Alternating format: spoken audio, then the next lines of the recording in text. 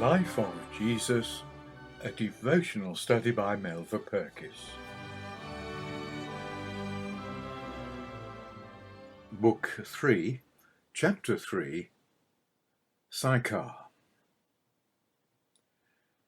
Accepting the hostile verdict of Jerusalem, Jesus turned northwards to Galilee. John tells us that he must needs go through Samaria. The need was a spiritual rather than a geographical one. Small parties of Jewish travellers almost invariably took the alternative route up the Jordan Valley, which avoided unfriendly contacts with the Samaritans. But a work was waiting for Jesus, and the events recorded in the 4th chapter of John's Gospel are both important and full of meaning. Toiling northward along the dusty road under the midday sun, Jesus with his little band of followers reached the ancient well on the outskirts of the town of Sychar. The disciples went on to get provisions while their master sank wearily down to rest. There is something at once saddening and satisfying about this picture. Saddening because of the knowledge it brings that in all the things that Jesus was to suffer, there was no alleviation of physical weakness. Satisfying because of the sense of fellowship it brings, the recognition that he knows the long and weary way. He has trodden the path along which he beckons us. His feet have been dusty and travel-sore. He has sunk exhausted at the well. But the demands made upon him by his dedication to his Father's will were obeyed and maintained in spite of physical distress and tiredness of mind. His eager spirit soared above the limitations which nature continued to impose upon him. His restful contemplation was broken by the footfall of a Samaritan woman who came to draw water. There are good reasons why this interruption need not have disturbed his rest. In the first place, she was a woman, and as such she could be ignored. Then she was a Samaritan. A long and bitter feud existed between Jews and Samaritans. Finally, Jesus, who knew men's hearts so perfectly, would recognize at once in this woman one whose mode of life excluded her from decent society. None of these considerations weighed for one moment with him. His tiredness and hunger were at once forgotten as he looked upon this woman to whom his Father had sent him. "Give me to drink."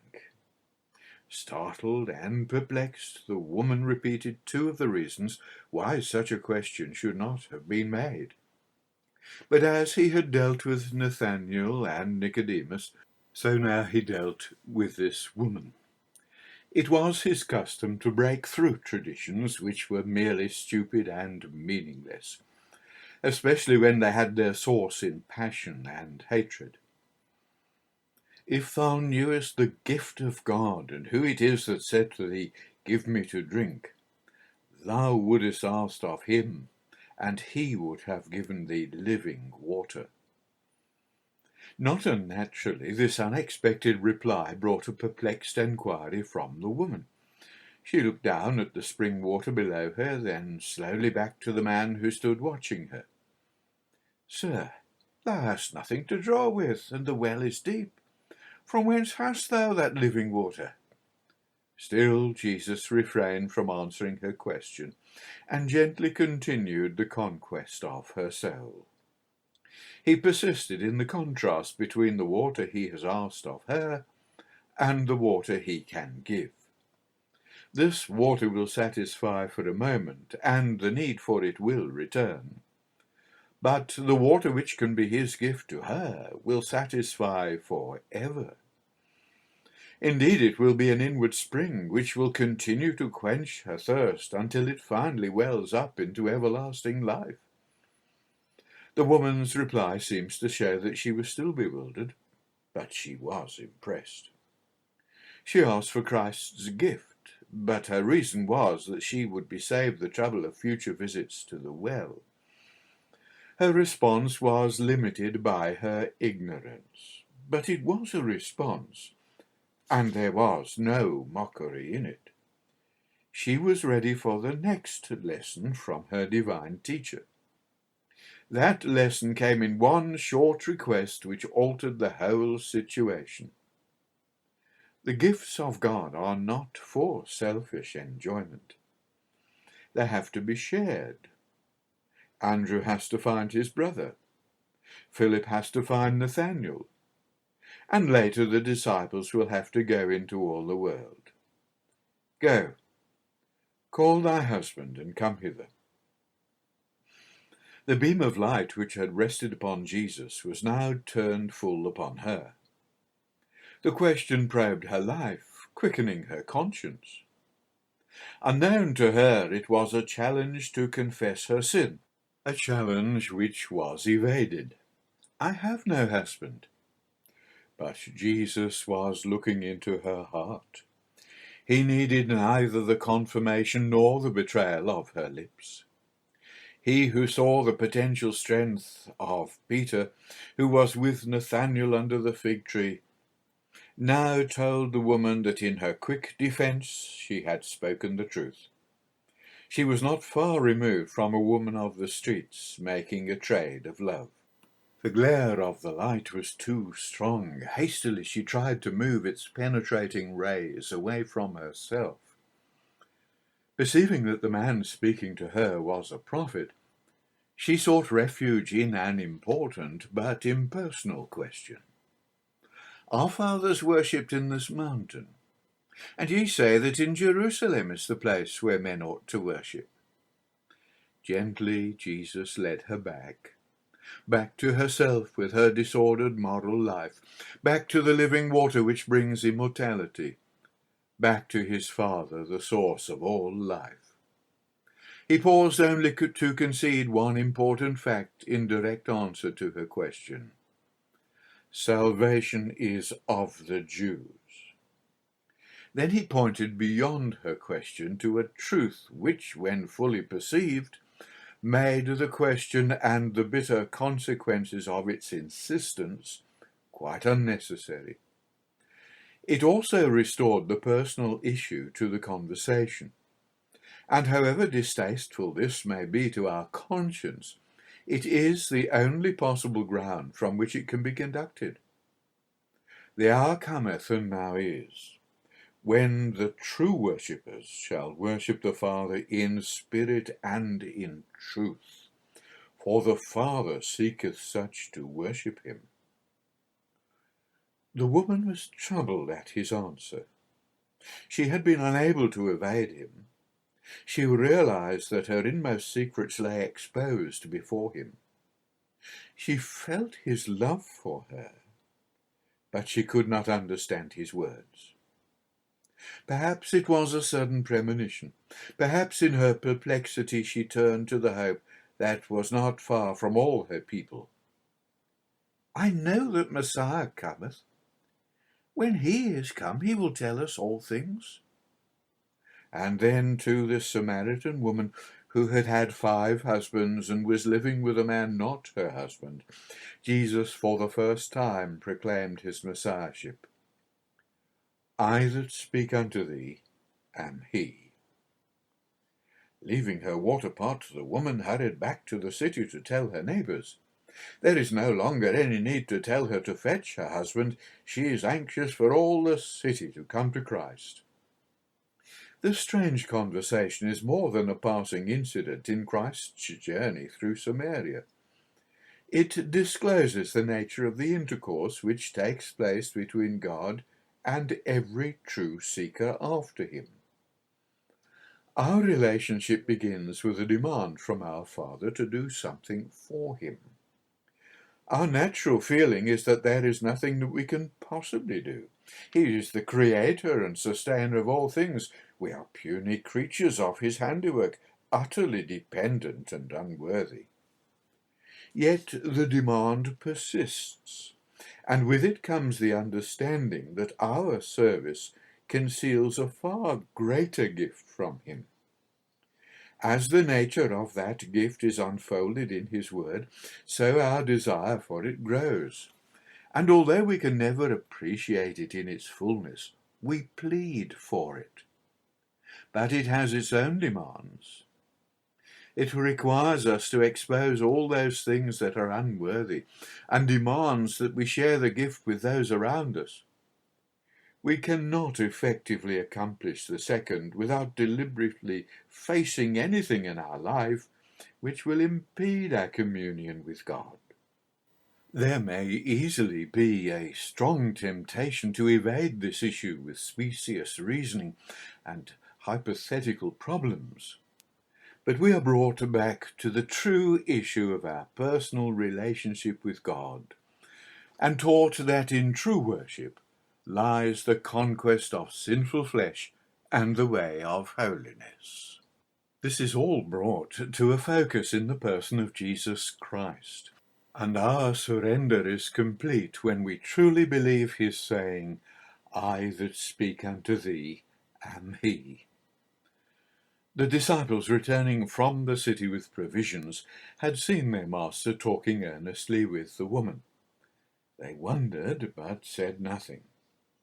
Quietly they prepared the meal for him. Jesus was no longer exhausted and hungry. He was hardly conscious of the movement of the men around him. He was looking over the fields of waving corn towards the town which the woman was even now approaching. Finally, the disciples begged him to eat. In their anxious concern for him, they drew him back to temporal needs. But these things had lost all significance for him. "I have meat to eat, that ye know not of." The disciples had much to learn. Their understanding was as dim as the woman's had been. They thought someone had offered him food while they were away. "My meat is to do the will of him that sent me, and to finish his work." He had eaten of that meat. The will of God has been done. Jesus compelled his disciples to look across the fields of ripening corn at the harvest that was already waiting to be gathered in. They looked at the corn and thought the harvest was 4 months away, but the sower watched the men of Sychar approaching and invited his disciples to share with him the joy of reaping. After the cold reception at Jerusalem, truly this was a joyous harvest, a prophetic one too, symbolizing the movement of the Gentiles towards him when his own people had rejected him. The Samaritans begged Jesus to stay with them. Many believed on him because of the words of the woman.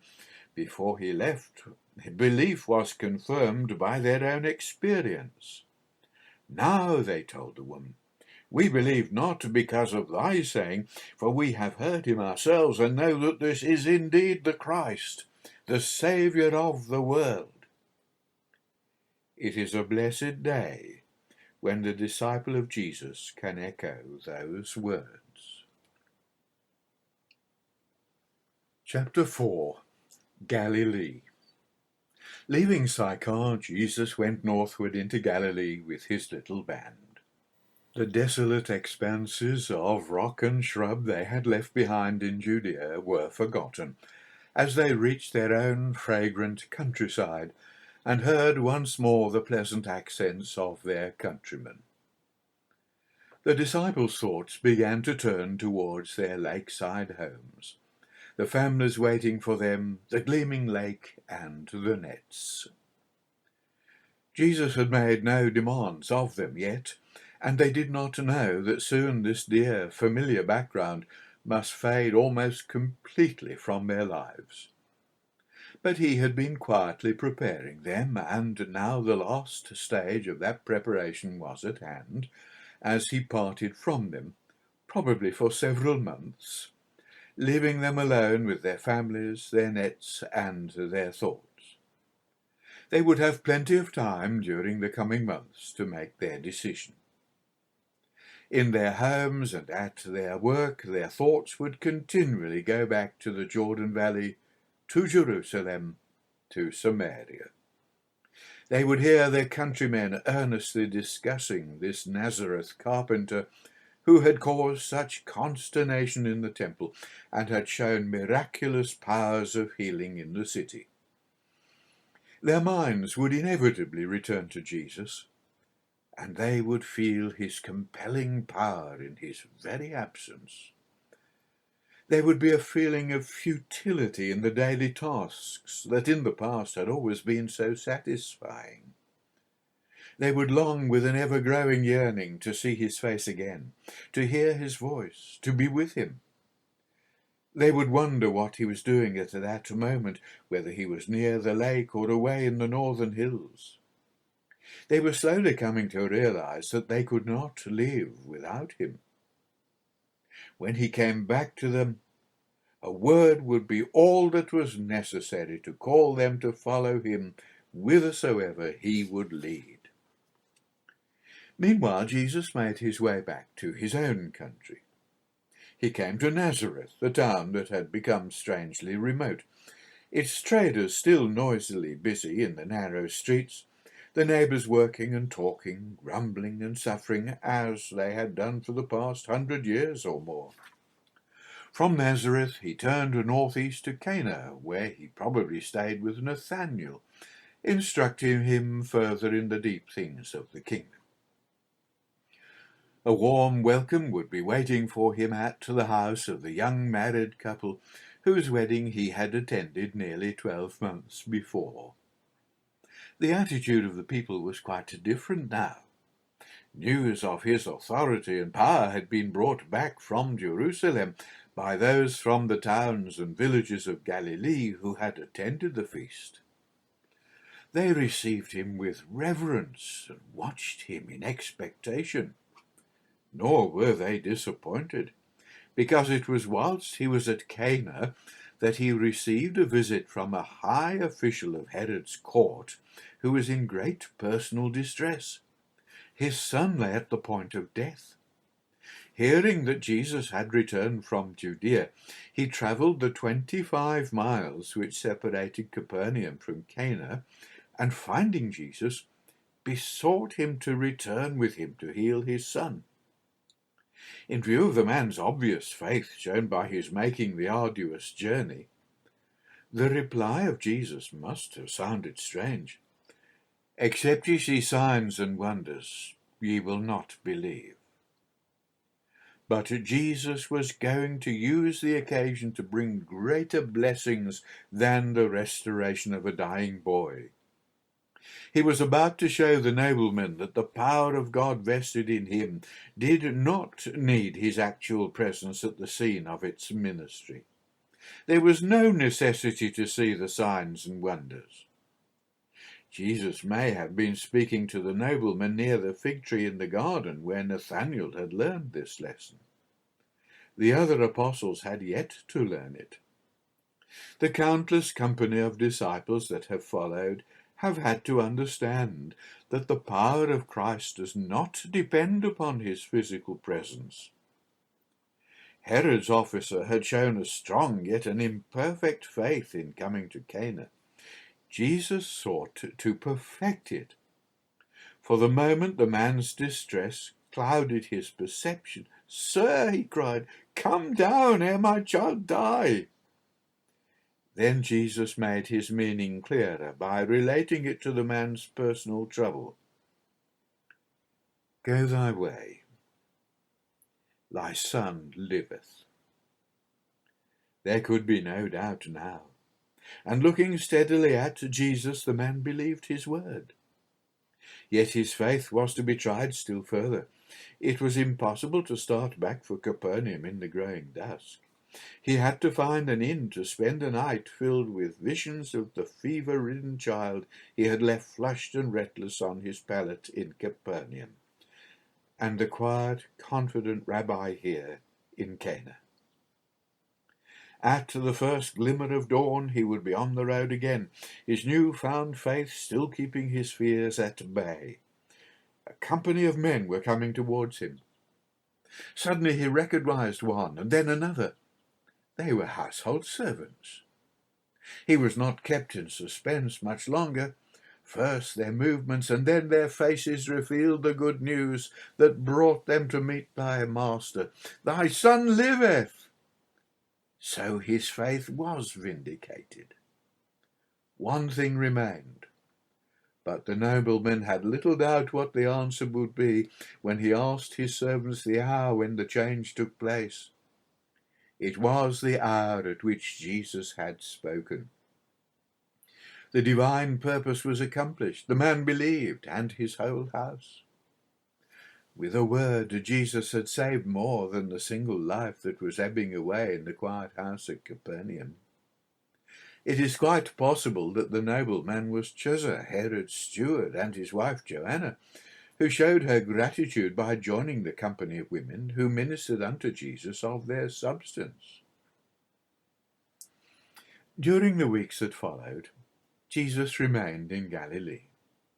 From the absence of any record of his actions, it would appear that he spent the time in retirement. John was still preaching in Judea, preparing the people to receive their Messiah. The disciples, now returned to their daily tasks, were, all unknown to them, being prepared for the moment when their Lord would demand their complete surrender. Jesus could accept the last opportunity which would be afforded him to rest in the quiet seclusion of the Galilean hills until the next feast at Jerusalem called him forth to unceasing labour. We may perhaps pause for a few moments to look at this pleasant Galilean countryside where Jesus spent these quiet months, the scene of the greater part of his ministry. It is difficult to imagine the greater contrast than that between Judea and Galilee. The former was, for the most part, bare and forbidding, mountainous without the grandeur which can so often be associated with mountains. Apart from cultivated terraces around its towns and villages, it was almost devoid of trees and vegetation, a land of hot, dry rock and scrub, stretching from the mountains of Samaria in the north to the wilderness of Zin in the south, and from the coastal plain in the west to the Jordan Valley in the east. Galilee was a beautiful country of hills and wide valleys, green fields and golden cornlands. The reason for this startling difference in a country no larger than Wales was the great mountain range of Lebanon, which dominated Galilee in the north. From the snow-covered peaks of Lebanon and Hermon, there was a steady drop to the Sea of Galilee, which lay 700 feet below sea level. The effect of this was that the water flowed constantly down from the mountains, making Galilee a land of rushing streams, springs, and wells. Its valleys were green and fruitful, and its plains rich and well-watered. The hard-working people accepted these natural blessings. They cultivated the plains and planted vine and olive groves on the lower slopes of the valleys. They grew corn and kept oxen and sheep. They cut the timber from the wooded hills, and they took the fish from the lake. It was a land open to the sun and the air, a land in which it was not difficult for any man to climb the height and rejoice in the creative power of God and praise his name. The great contrast between Judea and Galilee extended to the people. The Galileans were the true products of their countryside, vigorous, warm-hearted, not easily intimidated, headstrong to the point of rashness. It was in Galilee that the Romans had most of their disturbances. Many times the hot blood would surge, Roman soldiers would march, and Galilean patriots would pay the penalty of their impetuousness unflinchingly. It is interesting to notice that, although there was such a mixed population in Galilee, the Galilean Jews kept largely to their own cities. Jesus did not often go to the cities of the Gentiles in Galilee. There is no evidence in the Gospels that he ever visited Tiberias, although he was constantly in its vicinity. Nor do we read that he went to Sepphoris, which was only 5 miles from Nazareth, and lay on the road to Cana. Tiberias and Sepphoris were the 2 most important towns in Galilee, but they were Gentile strongholds. No reference to Galilee would be complete without mention of its roads. Every valley was a natural highway worn by the dusty feet of merchants, travellers, and pilgrims. Some roads even struggled down from the Lebanon mountain passes, trodden by those who preferred the perils of the land to the perils of the sea. Most famous of all these roads was the one which Isaiah called the Way of the Sea, connecting Damascus with ports of the Mediterranean Sea. It carried not only the merchandise of Syria, but connected the countries of the East with Europe. Recognizing its importance, the Romans paved it and exacted a tax on its traffic. One of the taxing points was at Capernaum, and one of the tax gatherers there was Matthew, waiting even now for the call of Jesus.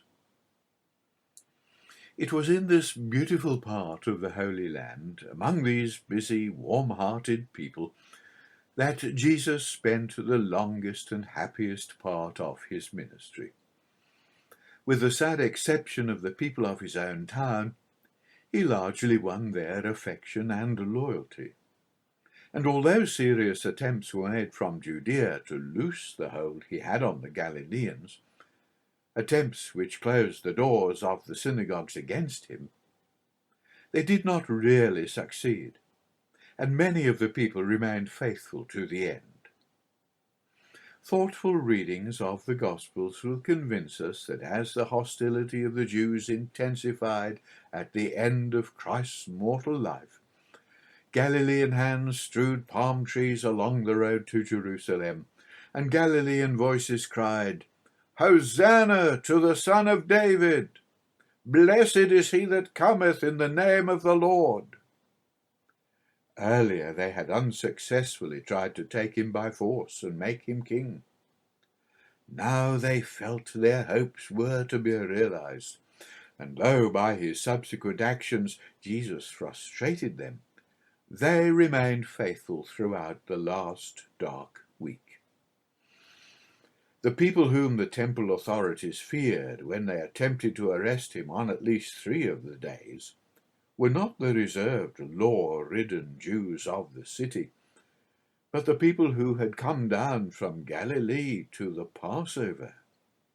It was their presence which caused Caiaphas to take Jesus in the middle of the night, rush through the Jewish trial in the early hours of the morning, and get him condemned by Pilate before they realized what had happened.